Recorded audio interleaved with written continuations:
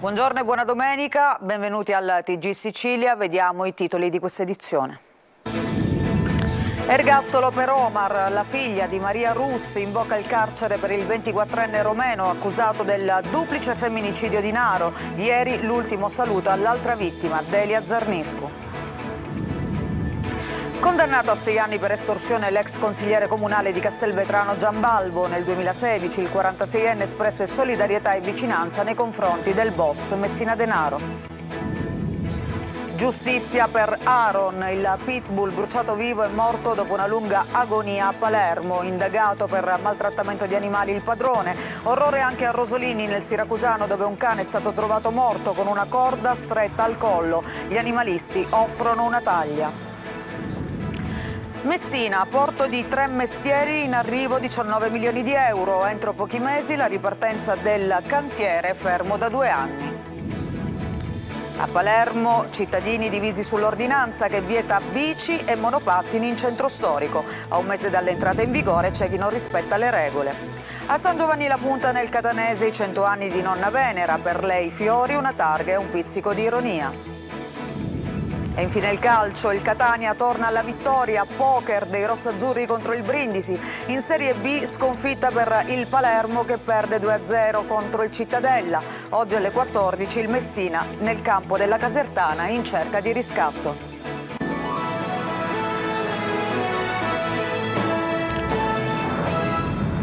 E ieri Naro ha dato l'ultimo saluto a Delia Zarniscu, una delle 2 vittime del femminicidio avvenuto nella notte del 5 gennaio. La comunità romena, indossando magliette con la scritta "Stop alla violenza sulle donne", si è stretta attorno al dolore dei familiari. Tra i partecipanti alle esequie c'era anche Marcela, la figlia di Maria Rus, ammazzata e data alle fiamme la stessa notte nella casa di Vicolo Avenia. Proprio Marcela, ai nostri microfoni, invoca il carcere a vita per il connazionale che in questo momento è detenuto nel carcere di Gela ed è responsabile di questo efferato femminicidio. Davide Sardo. Chiedi l'ergastolo? Certo, no, per quello che ha fatto e quello che ho visto, che all'ultimo sono riuscita a vederla, glielo dico, no. Non si dà pace, non perdona la figlia di Maria Rus, la romena uccisa e poi data alle fiamme lo scorso 5 gennaio nella sua casa in Vicolo Avenia a Naro. Marcela invoca il carcere a vita per il connazionale Omar Edgar Nedelkov, il responsabile del femminicidio di Naro, dove durante la stessa notte è stata brutalmente assassinata anche un'altra romena, Delia Zarniscu. Un duplice omicidio che ha scosso le coscienze, sollevando tanto sconforto e indignazione. Nel frattempo, tra la via Vince e Vicolo Avenia, i luoghi dei 2 efferati delitti, hanno svolto intensamente le indagini i carabinieri del RIS. I militari specializzati hanno raccolto e selezionato reperti investigativi ritenuti di rilievo al fine di cristallizzare e consolidare le prove a carico del romeno arrestato e detenuto in carcere a Gela, già schiacciato da un quadro probatorio che si presta a poche riserve tra le testimonianze plurime e concordi, i video delle telecamere di sorveglianza e gli abiti macchiati di sangue con impronte compatibili. Reddito economico di libertà e misure per proteggere le vittime di violenza. L'associazione Contro dice gli strumenti ci sono, ma c'è anche troppa burocrazia. Giusy Lazzara. Non c'è più tempo, se ne parla sempre di più, ma le donne vittime di violenza continuano a morire.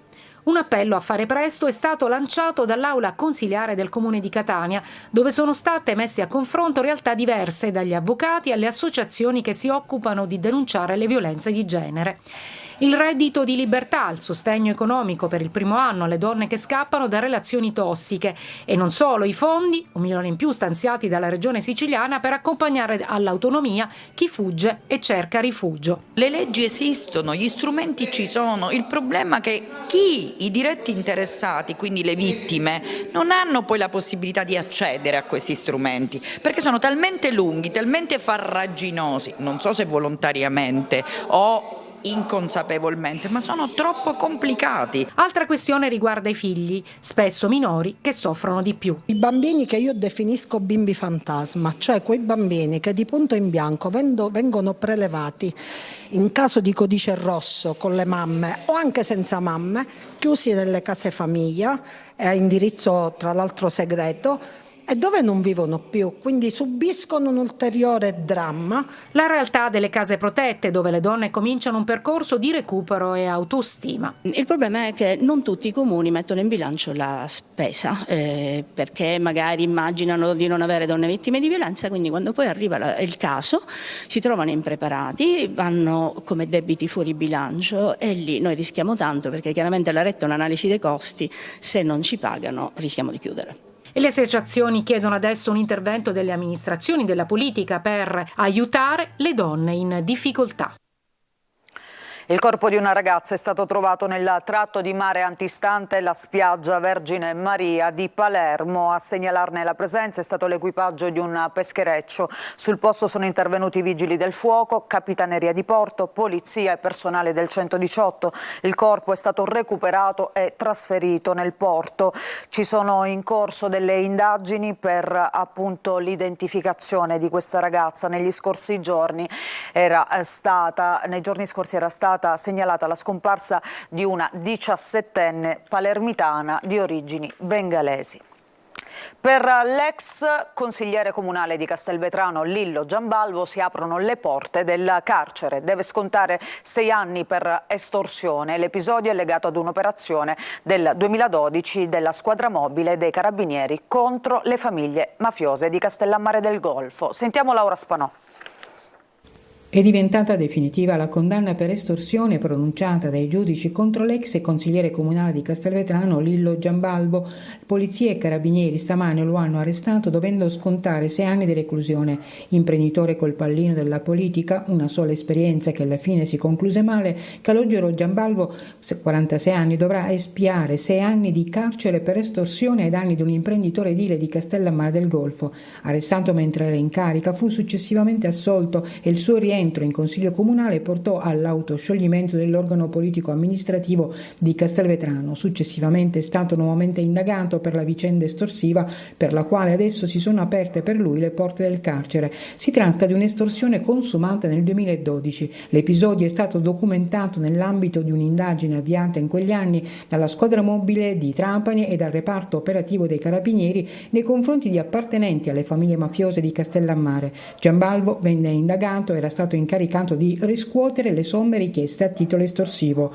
Nel 2014 venne arrestato per associazione mafiosa nell'ambito dell'operazione Eden 2 e poi sospeso da consigliere comunale. Lo stesso fu intercettato mentre diceva di essere pronto a rischiare 30 anni di galera per nascondere Messina Denaro. E parlando di Lorenzo Cimarosa, cugino del boss che nel frattempo aveva iniziato a collaborare con i magistrati, ebbe a dire: se io fossi Matteo ci ammazzasse suo figlio. Il riferimento era a Giuseppe Cimarosa, figlio di Lorenzo, che aveva iniziato pubblicamente ad alzare la voce contro Messina Denaro. Giambalvo, dell'accusa di mafia, è stato assolto sia in primo che in secondo grado. E alla fine il cane Aaron non ce l'ha fatta. Il pitbull era stato bruciato vivo dal suo padrone nel centro di Palermo. L'uomo adesso è indagato per maltrattamento di animali. E poi c'è un altro orrore a Rosolini, nel Siracusano, dove invece è stato trovato un cane impiccato. Francesco Aloi. Abbiamo sperato fino all'ultimo che Aaron ce la facesse. L'orrore, la speranza, la morte. Il pitbull bruciato vivo a Palermo però non ce l'ha fatta. Aaron si chiamava così e è stato ucciso dal suo padrone. La procura adesso lo ha indagato per maltrattamento di animali. All'inizio le condizioni sembravano veramente disperate, poi c'è stato un momento in cui abbiamo pensato che rispondesse alle terapie, poi in realtà i reni hanno ceduto e non ce l'ha fatta. In questo video pubblicato sui social, la rabbia di animalisti e non solo contro chi lo ha ucciso. Vergognati, in galera devi andare! Secondo loro, la sera prima alcuni residenti avevano chiamato il 112. Il cane era legato sotto la pioggia, ma non sarebbe intervenuto nessuno. Anche per questo si chiede giustizia. Siamo attivi per poter ottenere giustizia per Aaron e per tutte le vittime dell'uomo come lui. Intanto Palermo dice no a questa violenza gratuita contro gli animali. Così a centinaia sono scesi in piazza. La Palermo che è qui dice di no, dice che non ci sta. Ma quello di Palermo non è un caso isolato. A Rosolini, nel siracusano, è stato trovato un cane impiccato. Gli animalisti invitano chiunque abbia visto qualcosa a denunciare. Per invogliare a farlo hanno anche messo una taglia di 2.000 euro. Il cantiere del porto di Tremestieri a Messina, fermo da 2 anni, potrebbe ripartire entro pochi mesi. La regione siciliana infatti recupera i 19 milioni di euro necessari dopo le somme di autorità portuale e Ministero delle Infrastrutture per un'opera considerata strategica. Francesco Triolo. Il cantiere è fermo dal maggio del 2022, ma quella del porto di Tremestieri è un'opera strategica per il ridisegno di Messina, forse ancora prima del ponte sullo stretto. Un'opera arrivata al 25%, ma poi bloccata dal fallimento della società che la stava realizzando, la nuova Coedmar, con il Tribunale di Venezia che ha ceduto il ramo d'azienda siciliano alla Bruno Teodoro, società di Capodorlando, che così ne ha raccolto il testimone per il porto. Ma con tanti punti interrogativi sinora, perché i tentativi di salvarla sembrano arrivati ad una conclusione. Il nodo è l'aumento dei costi dovuto all'impennata delle materie prime, un'opera che sarebbe dovuta costare 72 milioni, tutto compreso, ma che è lievitata a 113, una crescita del 56% che ha reso impossibile il completamento dei lavori. Mancavano quindi 41 milioni. Il comune di Messina ci prova da 2 anni e forse si è arrivati ad una soluzione. Una fumata bianca grazie alla regione Sicilia che ha deciso di tirare fuori 19 milioni di euro per non catalogare il porto di Tremestieri come l'ennesima incompiuta.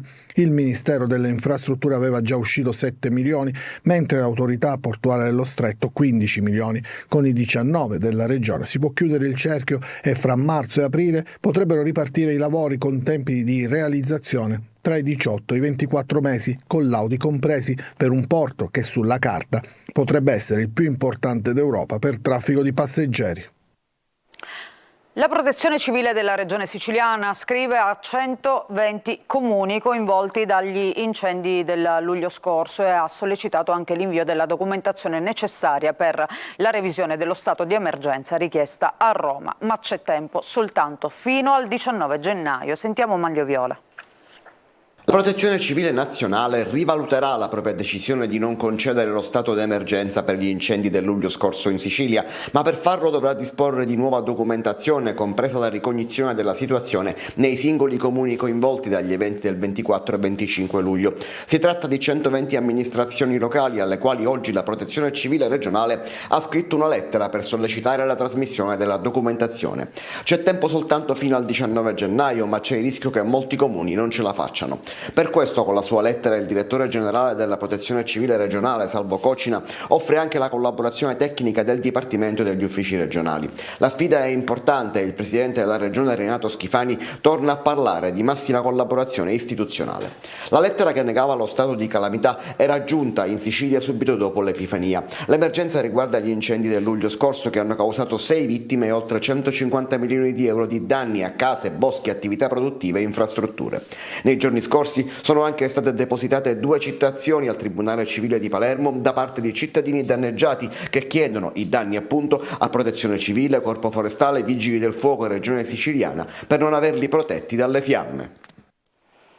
A Palermo bici e monopattini vietati in centro storico. A distanza di un mese dall'entrata in vigore di questa ordinanza, però, i cittadini sono divisi tra favorevoli e contrari e non tutti, soprattutto, rispettano le regole. Sentiamo Marco Gullà. Il Comune di Palermo nelle settimane addietro ha emesso un'ordinanza che vieta l'accesso di biciclette e monopattini nelle aree pedonali di via Macheda e via Vittorio Emanuele, nel centro storico della città. Una decisione che nasce per motivi di sicurezza, per ridurre la mobilità dei cicli e monopattini e a rendere sempre libera la corsia per i mezzi di trasporto. A distanza di quasi un mese dall'entrata in vigore di questa ordinanza siamo stati proprio in via Macheda e, come vediamo, non tutti rispettano le nuove regole. Ma cosa ne pensano i palermitani? Io direi di sì, perché intanto i pedoni certe volte si trovano in difficoltà perché tra le bici e i monopattini insomma non sanno da quale parte andare. Io sono d'accordo per una corretta circolazione di questi mezzi. Perché si verificano spesso e volentieri incidenti tra bambini e adulti. Camminando non fanno caso e prendono i bambini in pieno. Io sono d'accordo, monopattini, biciclette, tutto con ruote. E poi una cosa molto importante, obbligo del giubbino infrangente, quello giallo, perché non si vedono. Ma c'è anche chi è a favore della libera circolazione di bici e monopattini. Era molto più fruibile, insomma, dal punto di vista anche della circolazione, sia con le bici che con i monopattini. È stata attivata perché è il frutto di una richiesta pressante di tutti coloro che vivono via Macheda, via Vittorio Emanuele, degli esercenti, dei pedoni, ma devo dire anche a tutela e a sicurezza degli stessi ciclisti e degli utilizzatori della mobilità elettrica, perché l'utilizzo di quelle due aree in alcuni orari della giornata, soprattutto quelli pomeridiani e serali, è incompatibile ovviamente con l'utilizzo della mobilità sostenibile. Ci sono chiamiamoli dei ritardi di avvio nel rispetto delle regole, come talvolta capita, però la Polizia Municipale, progressivamente sarà sempre più attenta alla sua esecuzione e al suo rispetto. A San Giovanni La Punta, cambiamo argomento, in provincia di Catania, nonna Venera, detta Enna, compie 100 anni al suo compleanno. C'era per noi Eva Spampinato. Quanto stai facendo oggi? 100 anni! 100 anni! 100 anni! Io speravo 50. 100 anni è una ironia ancora intatta. Lei è Venera Sapienza e oggi ha spento 100 candeline, circondata dall'amore di tutta la famiglia. Ognuno lavorano, ognuno sereno, ognuno faticano, sempre tirano avanti la vita perché hai 100 anni. Qui a San Giovanni La Punta, comune alle porte di Catania, dove è nata, cresciuta e vissuta, tutti la conoscono come Nonna Enna. Il suo negozio di generi alimentari, la classica putia di un tempo, tra gli anni 50 e gli anni 80 era molto frequentato. Oggi sfoglia le foto di una vita, il matrimonio nel 47 e ricorda, con emozione lucida, i tempi della guerra. Venivano di lontano, l'apparecchi. E come manco passava 10 minuti e già trovavano i bombi. 2 figli, 4 nipoti, 7 pronipoti, fino a 2 mesi fa cucinava ancora per tutti. Qual è il segreto secondo lei di sua mamma? Io penso che possa essere magari la dinamicità, perché è stata sempre dinamica, non si fermava mai. Accompagnata da una filosofia di vita semplice e basata sulla forza di volontà. E così è la vita. C'è quando c'è i giorni più felici, ci sono i giorni di preoccupazioni, i giorni di lavoro e si combatte sempre. Venere la prima centenaria del 2024 qui a San Giovanni La Punta, dove quest'anno altre 5 donne compiranno un secolo di vita. A lei il sindaco Bellia questa mattina ha donato una targa per questo traguardo eccezionale. E noi ci fermiamo per una pausa, tra poco il calcio, le siciliane, partiamo con la vittoria in notturna del Catania per 4-0 contro il Brindisi, a tra poco.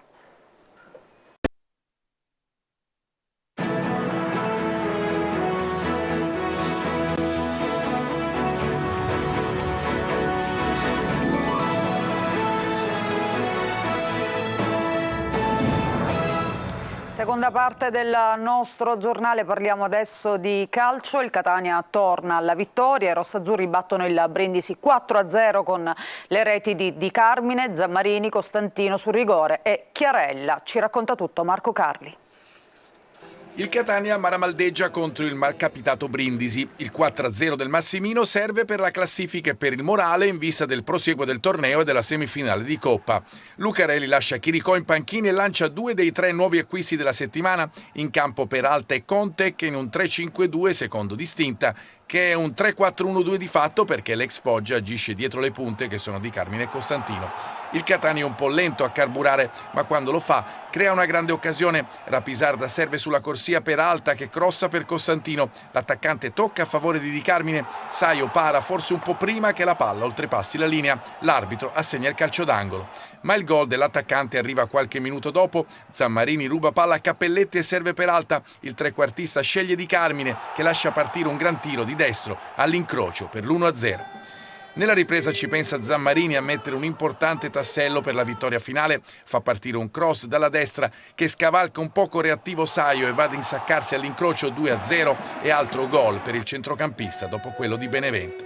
E non è finita, perché per fallo di Gorzeleschi il Catania ottiene anche un rigore. Sul dischetto ci va Costantino, Di Carmine era uscito fra gli applausi. Il numero 9 segna e poi va ad esultare con la Nord 3-0 e partita in ghiaccio. I rossazzurri vanno vicini al poker con Cicerelli, ma è un altro nuovo entrato a trovare il gol del 4-0. Marco Chiarella, a cui Lucarelli nella conferenza prepartita aveva chiesto di abbinare la grinta alle sue indubbie qualità, approfitta di un tiro di Castellini respinto dalla difesa per ribadire in rete. Si chiude qui una bella iniezione di fiducia in vista di 10 giorni cruciali col mercato e le prossime trasferte di Picerno e Rimini.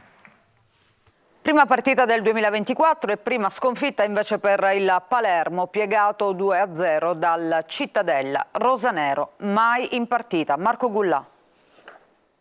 Inizia nel peggiore dei modi il 2024 del Palermo, rosanero sconfitti per 2-0 al tombolato dal Cittadella. Un gol per tempo e pratica risolta per la formazione veneta, spietata e cinica, compatta e quadrata, tutte qualità che invece non ha avuto il Palermo, squadra con poche idee, per lo più confuse, ma in partita quasi arrendevole. Poi l'espulsione di Stulaz ad inizio ripresa ha ulteriormente aggravato il compito della banda di Corini, una sconfitta assolutamente meritata, e dire che il Palermo aveva iniziato molto bene, sfiorando anche la rete all'alba del match. Poi però il Cittadella ha iniziato Zolla dopo Zolla a prendere campo e ad acquisire fiducia. Al 26esimo il gol di Pandolfi, tutto nasce da una rimessa sbagliata di Lund. Pittarella a destra riesce ad aggirare Ceccaroni, si porta sul fondo, palla al centro dove c'è Pandolfi che stoppa e conclude 1-0. I rossi accusano il colpo ma non riescono a reagire. Ripresa, grande occasione per Brunori che in velocità da palla di Francesco e detta il triangolo l'ex Lecce, serve l'attaccante che di sinistro batte a rete. Castrati fa un passo in avanti e respinge.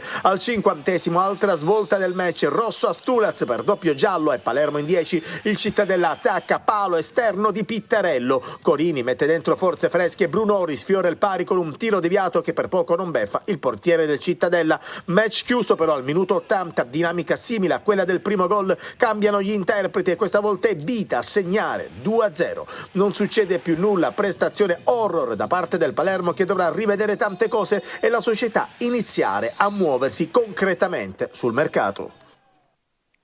Messina in campo oggi a Caserta alle 14 contro un'avversaria vice capolista. Problemi di formazione per i giallorossi in cerca di riscatto dopo la sconfitta di domenica scorsa contro il Cerignola. Sergio Colosi.